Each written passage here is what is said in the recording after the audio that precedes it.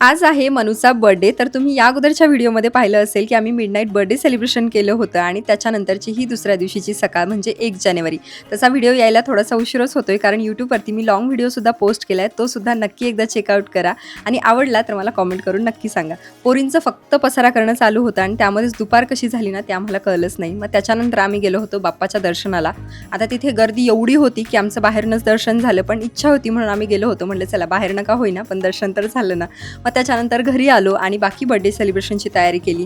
Birthday एकदम छोटासा फॅमिलीमध्येच करायचं ठरवलं होतं, त्यामुळे डेकोरेशनसुद्धा घरीच केलं. छान असा केकसुद्धा ऑर्डर केला होता. जसा हवा होता तसाच अगदी मिळाला आणि त्याच्यानंतर ना मनूचं औक्षण करायला घेतलं.